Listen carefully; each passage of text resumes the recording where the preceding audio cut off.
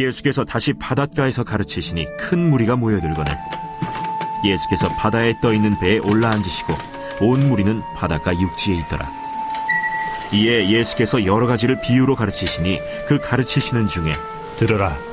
씨를 뿌리는 자가 뿌리러 나가서 뿌릴새 더러는 길가에 떨어짐에 새들이 와서 먹어버렸고 더러는 흙이 얕은 돌밭에 떨어짐에 흙이 깊지 아니하므로 곧 싹이 나오나 해가 돋은 후에 타서 뿌리가 없으므로 말랐고 더러는 가시떨기에 떨어짐에 가시가 자라 기운을 막음으로 결실하지 못하였고 더러는 좋은 땅에 떨어짐에 자라 무성하여 결실하였으니 30배나 60배나 100배가 되었느니라.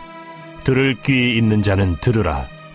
예수께서 홀로 계실 때 함께한 사람들이 12제자와 더불어 그 비유들에 대하여 물으니 하나님 나라의 비밀을 너희에게는 주었으나 외인에게는 모든 것을 비유로 하나니 이는 그들로 보기는 보아도 알지 못하며 듣기는 들어도 깨닫지 못하게 하여 돌이켜 죄사함을 얻지 못하게 하려 함이라. 너희가 이 비유를 알지 못할진대 어떻게 모든 비유를 알겠느냐. 뿌리는 자는 말씀을 뿌리는 것이라. 말씀이 길가에 뿌려졌다는 것은 이들을 가리킴이니 곧 말씀을 들었을 때 사탄이 즉시 와서 그들에게 뿌려진 말씀을 빼앗는 것이요 또 이와 같이 돌밭에 뿌려졌다는 것은 이들을 가리킴이니 곧 말씀을 들을 때 즉시 기쁨으로 받으나 그 속에 뿌리가 없어 잠깐 견디다가 말씀으로 인하여 환난이나 박해가 일어나는 때에는 곧 넘어지는 자요 또 어떤 이는 가시떨기에 뿌려진 자니 이들은 말씀을 듣기는 하되 세상의 염려와 재물의 유혹과 기타 욕심이 들어와 말씀을 막아 결실하지 못하게 되는 자요 좋은 땅에 뿌려졌다는 것은 곧 말씀을 듣고 받아 30배나 60배나 100배의 결실을 하는 자니라. 우리 먼저 기도하고 오늘 말씀을 함께 받도록 하겠습니다. 사랑하는 주님, 오늘도 우리에게 놀라운 소식, 좋은 소식을 주셔서 감사합니다. 오늘 복음 앞에 나와사오니 거울에 비춰진 우리의 모습을 잘 볼 수 있게 해주시고 오늘도 주님이 주시는 은혜와 치유를 마음껏 누리게 하여 주옵소서. 예수님의 이름으로 기도합니다. 아멘. 우리가 지금 마스크를 썼지만 우리의 눈은 가려지지 않잖아요. 그래서 우리 주위에 있는 분들 오늘 우리가 입으로 말로 인사하지 않고 눈웃음으로 한번 인사하셨으면 좋겠습니다. 그래서 우리 주위에 계신 분들 두세 분 뒤통수만 보시고 가시면 안 되잖아요. 그래서 두세 분씩 이렇게 보셔서 이렇게 한번 눈웃음만 이렇게 안녕하세요 이렇게 말은 안 하셔도 됩니다. 눈웃음. 네. 진짜 말 안 하시네요. 그래도 말씀하실 줄 알았는데 네. 알겠습니다. 오늘 복음의 능력 12번째 말씀입니다. 오늘 제목은 좋은 땅이 되어라.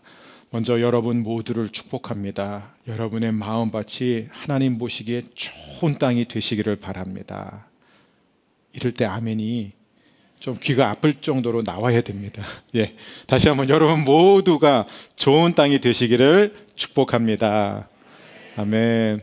갈수록 작아지는 게 아니라 갈수록 커졌으면 좋겠습니다. 자, 예수님은 설교하셨을 때 오늘날 저나 다른 설교자들이 누리는 많은 것들을 전혀 누리지 못하셨죠. 우리는 이렇게 좋은 예배 공간이 있습니다.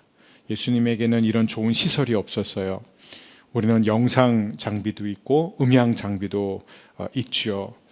또 저는 말씀을 준비할 때 얼마든지 많은 주석서들 또 많은 책들을 참고할 수 있는데 예수님께는 그런 것들도 없었습니다. 그럼에도 불구하고 예수님은 최고의 설교가였습니다. 자, 예수님께서 하나님 나라의 복음을 이렇게 잘 전하신 여러 가지 이유가 있지만 그 가운데 하나가 대부분 비유로 전하셨기 때문이죠. 비유. 그래서 오늘 우리는 이 비유에 대해서 좀 배우고 싶습니다. 성경을 잘 모르는 분들, 교회를 안 다니는 분들도 예수님이 가르쳐 주신 비유 가운데 아마 탕자의 비유를 모르는 사람들은 거의 없을 거예요. 또 선한 사마리아인의 비유는 아주 유명합니다. 그만큼 우리의 가슴을 울리는 메시지가 있기 때문이죠. 근데 이제 예수님이 마가복음 4장부터 이제 비유를 말씀하시는데 이제부터는 본격적으로 계속 비유를 자주 사용하실 것입니다.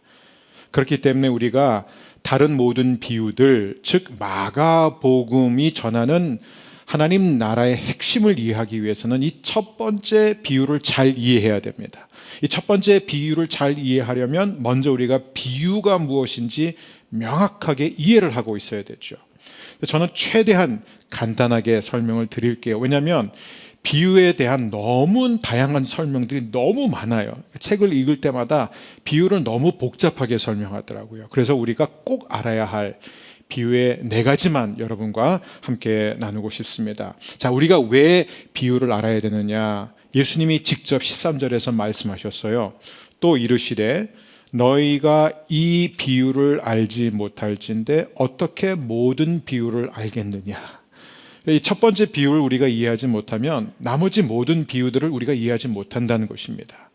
그래서 오늘은 전반부는 비유란 무엇인가에 좀 우리가 시간을 투자하고 후반부는 씨 뿌리는 자의 비유에 대해서 자세히 살펴보도록 하겠습니다. 자, 첫 번째 비유란 무엇인가? 비유는 이야기예요. 이야기입니다. 그리고 예수님의 비유를 보면 대부분 다 굉장히 짧고 아주 심플합니다. 여러분, 이야기를 싫어하는 사람들은 거의 없죠. 그리고 그 이야기가 재밌고 또 그 이야기를 해주는 사람이 재밌게 이야기할수록 우리는 이야기를 잘 듣게 되죠. 또 그 이야기가 우리의 일상의 삶에 관련이 있는 이야기일수록 우리는 더 열심히 듣습니다. 우리 주님은 최고의 이야기꾼이셨어요. 두 번째 특징은 뭐냐면 그냥 재밌는 게 아니라 그 안에는 교훈이 있다는 거예요. 언제나 도덕적인 교훈을 담고 있습니다. 제가 주일학교 다닐 때 이 비유에 대한 정의를 이렇게 들어본 적이 있어요. 비유란 이 하늘의 메시지를 담고 있는 땅의 이야기다. 어느 정도 일리가 있습니다. 하지만 비유는 그 이상이에요. 여러분, 모든 비유는 예수님이 이 글을 써서 사람들한테 읽으라고 하신 게 아니라 구두로 전해지는 거죠. 구두 형식으로. 그러니까 여러분이 어떤 이야기를 귀로 들을 때 이야기 전체가 주는 메시지에 귀를 기울이는 것이지 이야기의 세부적인 디테일에 막 그걸 분석하기 시작하면 비유가 막 복잡해지는 것입니다. 그래서 코에다 갖다 붙이면 코걸이가 되고 귀에 갖다 붙이면 귀걸이가 되는 것이죠. 그래서 우리는 그렇게 하지 않고 예수님께서 이 비유를 말씀하신 핵심 메시지가 무엇인가 거기에 초점을 맞추고 싶습니다. 자, 세 번째 특징은 뭐냐? 거울이라는 거예요. 비유는. 그러니까 단지 재밌는 이야기 그리고 그 안에 어떤 교훈이 담겼을 뿐만 아니라 비유는 우리로 하여금 비유를 통해서 자신의 모습을 보도록 합니다. 여러분, 어떤 때는 거울 보는 게 즐거울 때도 있지만 거울 보면서 유쾌하지 않을 때가 상당히 있죠. 깜짝 놀랄 때도 있고 내가 어떻게 이렇게 됐지, 왜 이렇게 주름이 많아졌지, 왜 이렇게 살이 쪘지, 왜 이렇게 통통하지, 뭐 등등. 막 사람들 신나게 만나고 왔는데 거울을 딱 보니까 고춧가루가 큰 게 껴있는 거예요. 그럼 얼마나 당황스럽고 그렇습니까? 그러니까 이게 거울이에요. 거울을 통해서 자신을 들여다보도록 합니다. 그래서 우리가 뭐 비유를 보면 탕자의 이야기는 그냥 집을 나갔다 돌아온 아이의 이야기가 아니라, 아들의 이야기가 아니라 저와 여러분의 이야기예요. 또 어떤 사람들은 큰 아들을 통해서 자신의 모습을 보게 되는 거죠. 자, 마지막 우리가 또 살펴볼 아주 중요한 그러나 어려운 요소가 바로 비밀이라는 거예요. 비밀. 그러니까 영어 성경에는 이게 미스테리 이렇게 되어 있어요. 헬라어 성경은 무스테리온 이렇게 되어 있습니다. 이 비밀은 어떤 의미냐? 우리 한글 성경에는 비밀이라는 표현이 사용되는데 우리가 특별히 11절과 12절 말씀을 함께 보면 좋을 것 같아요. 이 말씀을 읽기 전에 이걸 먼저 기억하세요. 성경에서 가장 난해한 말씀 가운데 하나다. 함께 읽겠습니다.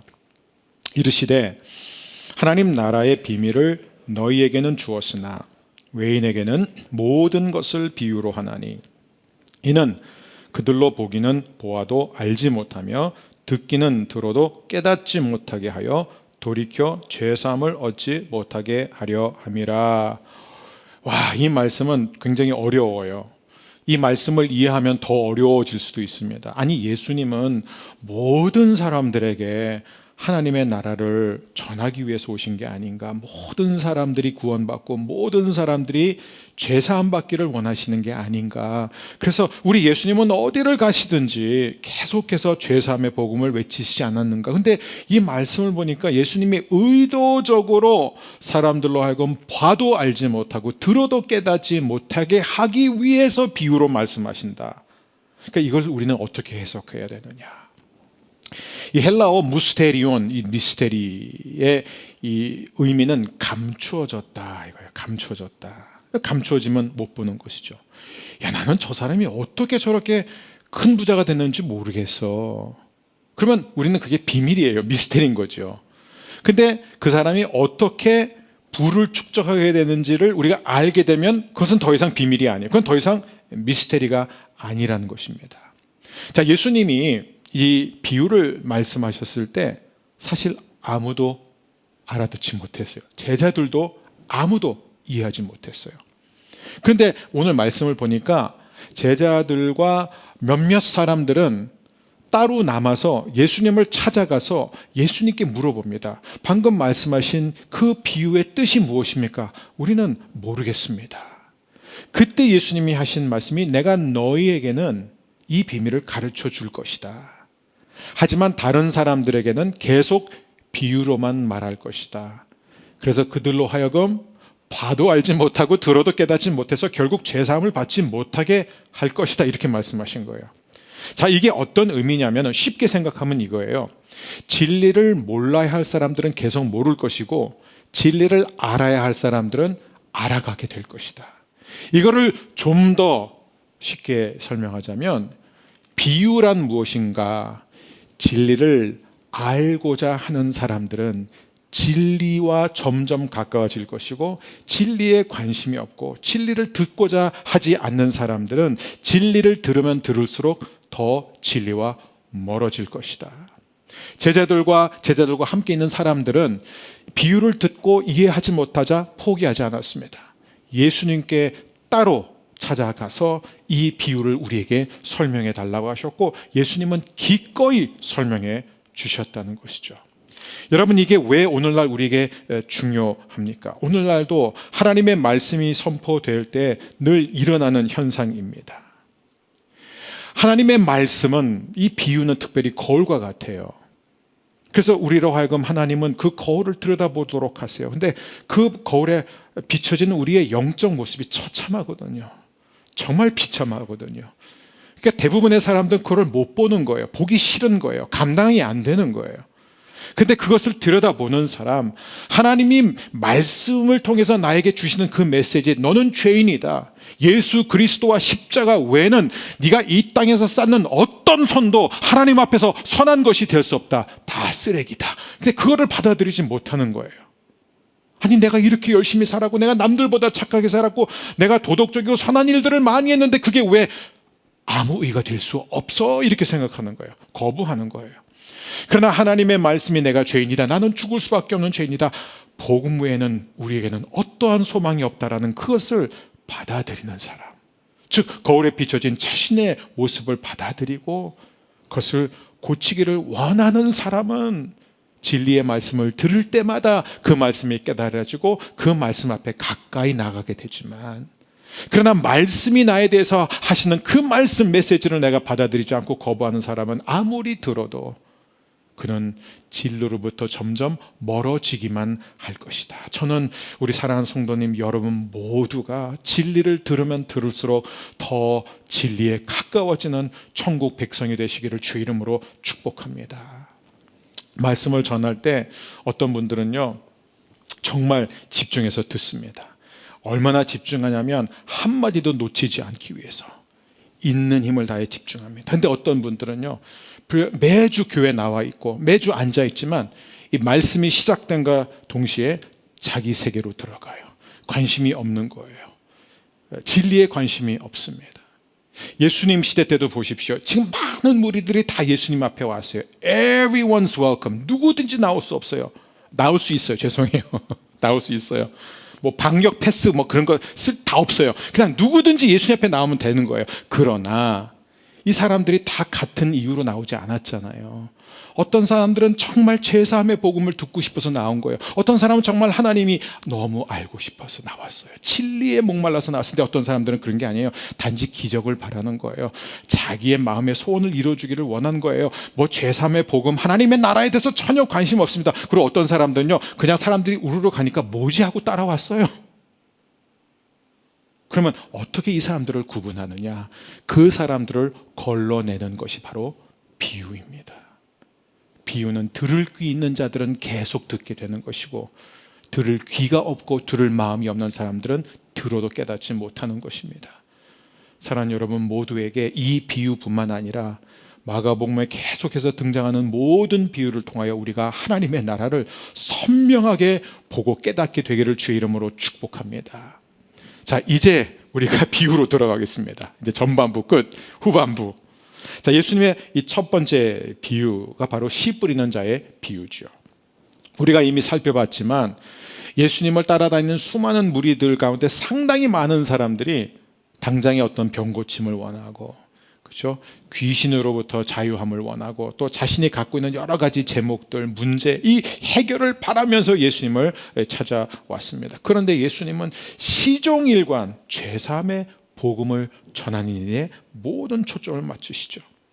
근데 오늘날 여전히 많은 사람들은요, 설교나 또 말씀에 대해서는 조금 지루하고 따분하게 생각합니다. 아니, 암만 설교를 듣는다고 해도 눈에 띄는 변화가 일어나지 않지 않냐? 내가 말씀을 통해서 아무리 은혜를 받아도 그게 과연 삶의 변화로 이어지는가? 이런 퀘스천들을 다 갖고 있다는 것이죠. 바로 이런 부분에 대해서 예수님은 오늘 직격탄을 날리십니다. 그게 뭐냐면 그게 바로 씨 뿌리는 자의 비유예요. 자, 씨 뿌리는 자의 비유는 사실 메시지는 딱 하나예요. 골자는 하나예요. 그게 뭐죠? 말씀의 능력이에요. 복음의 능력을 우리에게 보여주고 있습니다. 복음의 능력. 이 비유를 좀 더 자세히 살펴보면 두 가지 요점을 우리에게 전해주고 있는데, 첫 번째는 뭐냐면 농부가 문제가 아니라 밭이 문제다. 씨 뿌리는 자의 문제가 아니라는 거예요. 밭이 문제라는 것이고, 또 하나는 씨가 문제가 아니라 또 밭이 문제다. 그러니까 씨 뿌리는 자도 문제가 없고 씨도 문제가 없어요. 예수님이 복음을 전하셨을 때 많은 사람들이 그 복음을 받아들이지 않았습니다. 왜요? 예수님한테 문제가 있어서가 아니었고 복음에 문제가 있어서가 아니라 그들의 마음 밭에 문제가 있었기 때문에 그들이 받아들이지 않았던 것이죠. 자, 그러면 우리는 씨 뿌리는 자의 비유를 이제 함께 보게 될 텐데, 이 씨 뿌린 자의 비유에서 참 재밌는 게 있어요. 그게 뭐냐면, 저는 옛날부터 이제 이 본문을 갖고 가장 먼저 던지는 퀘스천이 이거예요. 아니, 이 농부는 왜 이렇게 무분별하게 씨를 뿌릴까? 이게 참 답답해요. 보면은 막 길가에도 뿌리고 돌밭에도 뿌리고 이 가시떨기 다 보이는데 거기도 뿌리고, 이 씨가 문제가 없다면, 씨가 좋은 씨라면 그냥 좀 봐가면서 좋은 땅에다가 집중적으로 뿌리지 왜 이렇게 그냥 다 뿌리냐 이거예요. 이게 이 비유의 핵심, 다 뿌린다는 거예요. 그래서 일부만 덜어는 좋은 땅에 떨어진다는 것이죠. 그래서 저는 이 비유를 묵상하면서 깨달은 것은 무엇이냐면, 저도 역시 씨를 뿌리도록 말씀을 전하도록 부름받은 사람으로서 제가 원하는 곳에서만 말씀을 전할 수 없다는 거예요. 제가 원하는 대상에게만 말씀을 전할 수는 없다는 것입니다. 그분들이 마음의 문을 열든 안 열든, 복음에 관심이 있든 없어 보이든, 저의 사명은 주님이 나를 세우신 곳, 나를 부르신 곳이라면 어디든지 때와 장소를 가리지 않고 복음을 전해야 된다. 그것이 바로 우리가 첫 번째 적용할 수 있는 메시지입니다. 우리는 어디서든지 주님이 보내시는 곳에서 복음을 증거하면서 살아야 되는 줄 믿습니다. 그런데 우리가 아무리 씨를 열심히 뿌려도, 예수님이 그렇게 씨를 열심히 뿌렸는데도 먹히지 않는 밭이 세 종류가 있다는 거예요. 자, 첫 번째가 무엇이냐? 길가다. 15절 말씀 우리 함께 읽겠습니다. 말씀이 길가에 뿌려졌다는 것은 이들을 가리킴이니 곧 말씀을 들었을 때에 사탄이 즉시 와서 그들에게 뿌려진 말씀을 빼앗는 것이요. 길가, 굉장히 탁탁 착하고 굳은 마음입니다. 이 중동 지역은 원래 이 큰 밭, 예수님 시대에 이 큰 밭이 있으면은 한 주인이 그 밭을 다 소유하는 경우는 거의 없었습니다. 그러니까 큰 밭이 있으면은 그 안에 여러 사람들이 그 밭을 나눠서 소유했었어요. 그리고 이 밭과 밭 사이의 경계선이 길가였습니다. 거기는 사람들이 계속 지나다녔고 길이 굉장히 굳어졌습니다. 그래서 그 길을 지나다니면서 씨를 뿌리는 거예요. 그러다 보니까 상당히 많은 씨가 이 길가에 떨어지게 된다는 것이죠. 자, 어떤 사람들이 길가 사람들인가? 저는 이것을 굳이 표현하자면 명목상의 크리스찬이에요. 이름만 크리스찬인 사람들이에요. 근데 사실은 하나도 신앙이 없다는 거예요. 예배는 드리지만, 근데 말씀을 듣지만 말씀이 하나도 받아들여지지 않는 거예요. 하나도 들어가지 않습니다. 왜 그럴까요? 말씀이 길가에 떨어지자마자 어떤 일이 일어나면 동시에 공중의 새가 날아와서 그것을 먹는다 이거예요. 이 공중의 새가 무엇이냐? 예수님의 설명에 의하면 마귀다 이거예요. 마귀가 세상에서 제일, 여러분, 도둑이 제일 먼저 훔치는 게 뭐예요? 어떤 가게에 갔다 싼 게 있고 제일 비싼 거 있으면 뭐부터 훔칠까요? 싼 거부터 훔치면 그건 굉장히 머리가 나쁜 도둑이고요. 영리한 도둑은 제일 비싼 거 하나만 훔치고 나가겠죠. 여러분, 마귀가 제일 먼저 훔치는 게 말씀이에요. 말씀이 그렇게 가치가 있는 거예요. 말씀이 우리 안에 들어오면요, 해결하지 못할 문제가 없어요. 받지 못할 변화가 없기 때문입니다. 그게 말씀의 능력이에요. 그러니까 마귀는 어떻게 해요? 말씀이 떨어지기가 무섭게 날아와서 그것을 뺏어갑니다. 저는 하나님의 말씀이 떨어질 때가 영적 전쟁이 가장 치열할 때라고 생각합니다. 여러분, 왜 여러분이 설교자인 저를 위해서 기도해 주십니까? 왜냐하면 저는 영적 전쟁을 치르고 있기 때문입니다. 하나님의 말씀이 전해질 때마다 그 복음의 놀라운 씨앗이 여러분 안에 심어지게 되기를 주의 이름으로 축복합니다. 그래서 우리가 이렇게 기도하라를 통해서 배웠지만 우리는 반드시 마귀를 대적하는 기도를 해야 됩니다. 자, 두 번째, 어떤 밭이 있느냐? 돌밭이다. 돌밭. 16절 17절입니다. 우리 함께 읽겠습니다.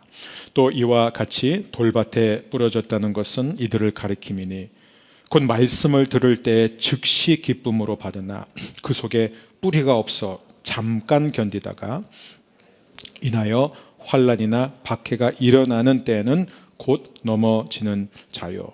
자, 이 돌밭 성도는 저는 성도이긴 하지만 어떤 성도냐면은 피상적인 크리스찬 이렇게 표현해도 좋을 것 같아요. 여러분, 말씀을 분명히 듣습니다. 그리고 말씀을 받기도 해요. 근데 문제가 뭐냐면은 돌밭이기 때문에 흙이 너무 얇다는 거예요. 그래서 이 말씀이 들어가는데 깊이 들어가지 못해요. 즉 뿌리를 내리지 못한다는 거예요. 실제 이 이스라엘 이 지역에 가보면요, 이 땅이 너무 얇기 때문에 얇은 곳에는요 습기도 없고 영양분이 없기 때문에요, 이 씨를 뿌려도 해가 돋게 되면은 이제 완전히 타서 말라버립니다. 그래서 이스라엘 가보신 분들은 아시겠지만 돌밭이 굉장히 많습니다. 그래서 거기는 보면 석회석이 굉장히 많아요. 그러니까 식물이 깊이 뿌리 내리지 못했기 때문에 열매가 자라지 못하는 경우를 많이 보게 됩니다. 자, 돌밭과 같은 사람은 어떤 사람이냐? 말씀을 들었을 때 이 반응이 굉장히 빨라요. 근데 빠른 만큼 사라져요. 그렇다고 나 이제부터 말씀 앞에 빨리 반응하면 안 되겠다, 또 그렇게 적용하지 않기를 바랍니다. 예. 은혜도 굉장히 빠르게 받는데 그 은혜를 너무 쉽게 까먹어요. 그러니까 바람처럼 왔다가 바람처럼 사라지게 됩니다. 근데 특별히 언제 조심해야 되냐면 이 초반에 막 열심을 내는 분들 보면 제가 이제 항상 한편 기쁘면서 한편 너무 우려되는 게 어느 날 갑자기 사라져요. 왜 사라지느냐? 왜냐하면 정말 내가 하나님을 잘 믿으면, 열심히 믿으면 처음에 그 말씀을 받아요. 내가 하나님을 잘 믿으면 하나님께서 우리의 가정에도 복을 주시고 건강에 복을 주시고 재정의 모든 문제를 해결해 주실 거라고 믿고 막 달리는데, 근데 시험이 와요. 환난이 닥쳐옵니다. 핍박과 박해가 옵니다. 그럼 어떻게 막 흔들리는 거예요. 에이, 이건 아니구나, 별거 아니구나 하면서 신앙을 헌신자처럼 버린다는 것입니다. 저는 여러분 안에 심겨진 은혜가 날마다 더 커지게 되기를 주의 이름으로 축복합니다. 자, 그 다음에 세 번째가 가시떨기예요. 가시떨기. 자, 18절 19절입니다. 또 어떤 이는 가시떨기에 뿌려진 자니 이들은 말씀을 듣기는 하되 세상의 염려와 재물의 유혹과 기타 욕심이 들어와 말씀을 막아 결실하지 못하게 되는 자요. 이런 사람들이 바로 세상적인 세속적인 크리스찬들입니다. 얼마나 많은지 몰라요. 밭도 좋아요. 밭에 문제가 없어요. 심지어 깊이도 있어요. 그런데 문제는 뭐냐면 가시떨기라는 거예요. 중동 지방의 경우 제법 이 가시떨기가 굉장히 크게 자라납니다. 근데 이들은 땅속 굉장히 깊은 곳까지 뿌리를 내려요. 그래서 이런 사람들은 하나님의 말씀을 들었을 때 아멘 합니다. 그리고 그 말씀이 실제로 들어와요. 그리고 뿌리도 내리기 시작합니다. 근데 뭐가 문제냐면 싹이 트기 시작할 때 그 안에 있는 잡초와 이 가시가 훨씬 더 빠른 속도로 자라나기 때문에 이 성장을 가로막게 돼요. 질식시킵니다. 어떤 사람이냐? 말씀을 받지만, 믿음으로 받지만, 그러나 그 안에 너무나 많은 관심과 욕심과 탐욕이 있기 때문에 새로운 믿음이 생기지 않는 거예요. 평생 교회를 다니고 평생 예배를 드리고 말씀을 배우지만 말씀이 자라나지 못하는 것입니다. 물론 모든 사람들에게 해당되지만 저는 요즘 특별히 이제 젊은 세대들을 보면서요, 예전처럼 사람들이 막 예수님께 올인하고 헌신하는 것을 두려워하는 시대가 된 것 같아요. 왜냐하면 너무 하고 싶은 게 많은 거예요. 너무 하고 싶은 게 많고 할 수 있는 것들이 많아질수록 우리는 예수님께 모든 것을 거는 것에 대해서 두려움을 갖게 됩니다. 결국 이런 사람들은 아무것도 이루지 못하게 됩니다. 여러분, 눈이 나쁜다라는 이 표현은 어떤 의미냐면, 여러분 잘 아시겠지만 사물을 볼 때 그 사물이 하나로 보이지 않고 두세 개가 보이는 거예요. 그래서 안경을 쓰게 됩니다. 안경을 쓰는 순간 그 흐려졌던 초점이 두세 가지 보였던 사물이 하나로 모아지면서 하나가 보이잖아요.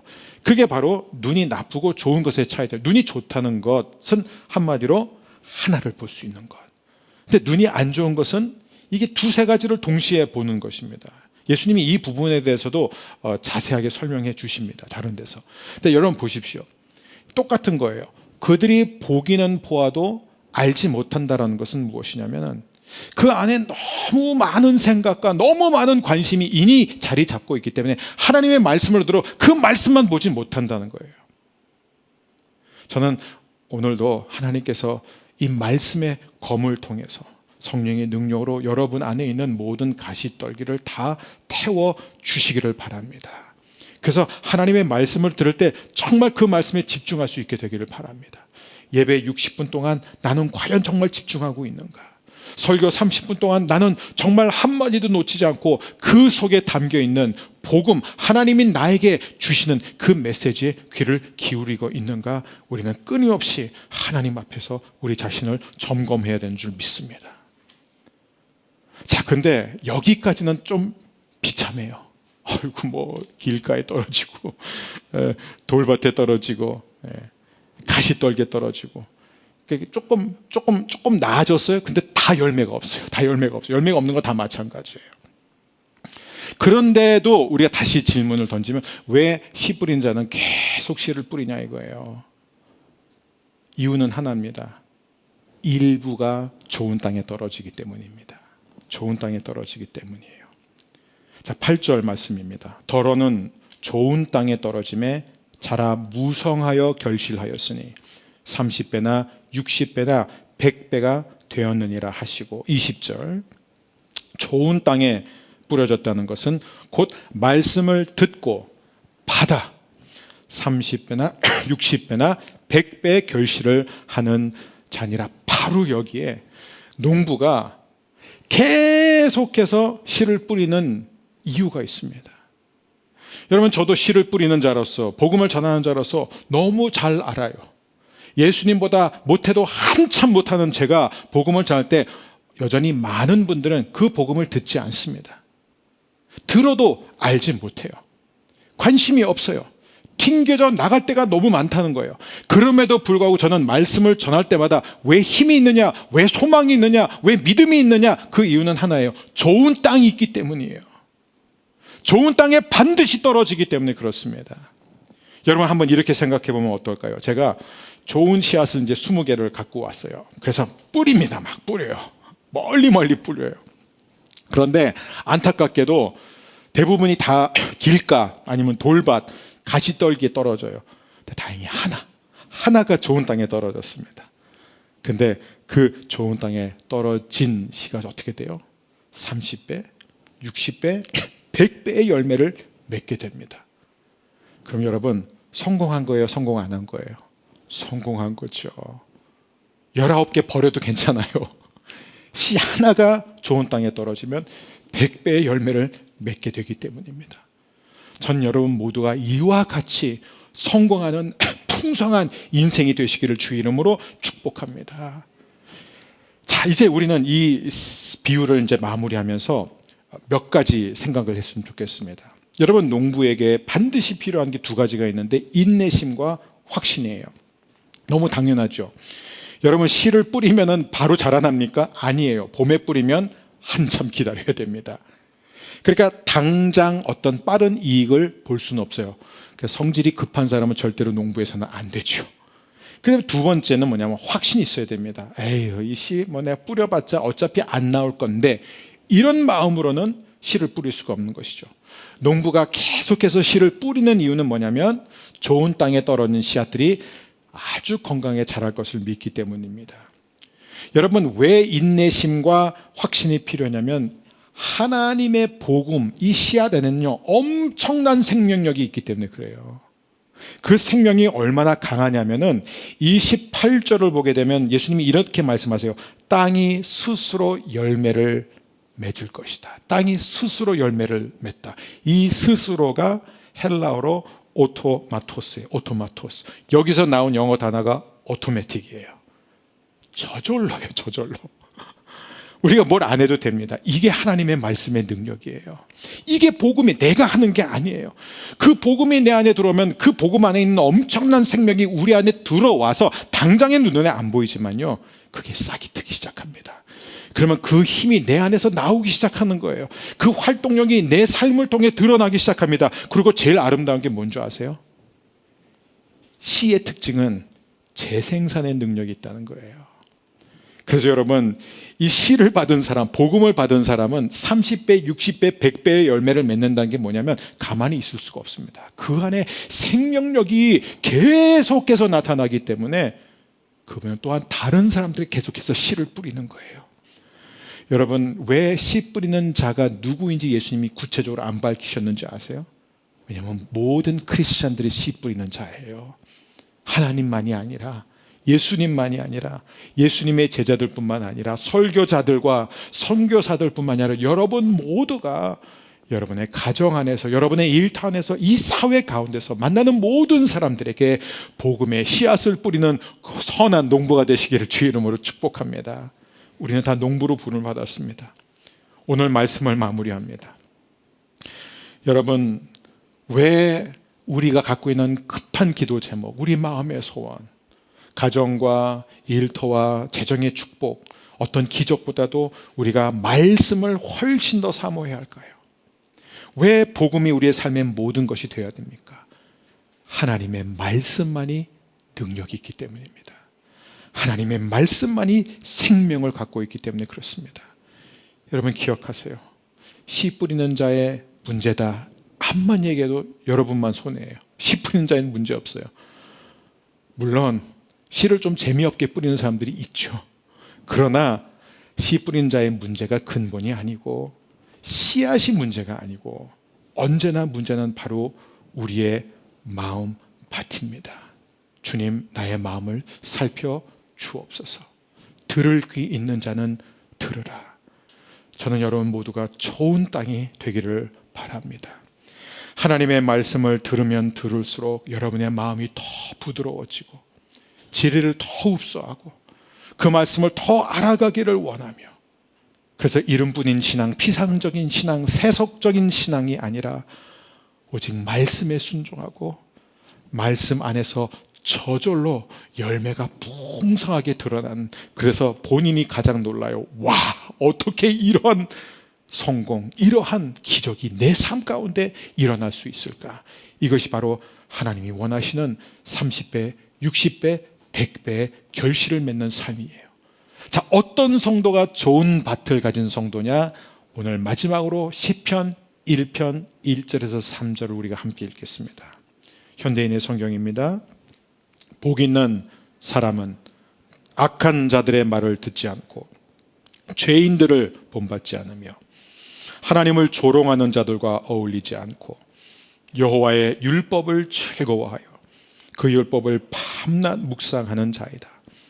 그는 시냇가에 심은 나무가 철을 따라 과실을 맺고 그 잎이 마르지 않는 것처럼 하는 일마다 다 잘 될 것이다. 여러분, 복 있는 사람이 되기를 축복합니다. 여러분이 하는 모든 일마다 2022년도 잘 되기를 바랍니다. 만사 형통하게 되기를 바랍니다. 하는 일마다 가는 곳마다 열매가 드러나게 되기를 바랍니다. 좋은 땅이 되십시오. 2022년은 우리가 모두 함께 한 사람도 예외 없이 소그룹에 들어가십시오. 그 소그룹 안에서 함께 말씀을 읽으세요. 두세 사람이 함께 모여 기도하십시오. 여러분, 상상할 수 없는 일들이 펼쳐질 것입니다. 여러분, 그동안 우리는 소그룹 따로, 큐티 따로, 통독 따로 했어요. 계속 하세요. 좋습니다. 그러나 이제부터는 우리가 좀 이 흩어졌던 것을 좀 더 모아서 집중했으면 좋겠어요. 제가 바라는 것은 우리 교회 모든 성도님들 가운데 아무도 고립되지 않고 모두가 소그룹 안으로 들어와서 그 소그룹 안에서 제발 세상적인 이야기 하지 말고 자기 이야기 하지 말아주세요. 길가와 돌밭과 가시 떨기 역할을 좀 하지 마세요. 그 소그룹 안에서 기도로 시작하고 기도로 마치십시오. 하나님의 말씀에 집중하십시오. 그리고 그 말씀을 나누십시오. 그 말씀을 주야로 밤낮으로 묵상할 때, 가까이 할 때 여러분, 그 말씀이 우리 안에 깊이 뿌리 내리게 될 것입니다. 그럴 때 우리가 무슨 일을 만나도 세상이 감당할 수 없는 믿음의 사람이 될 줄 믿습니다.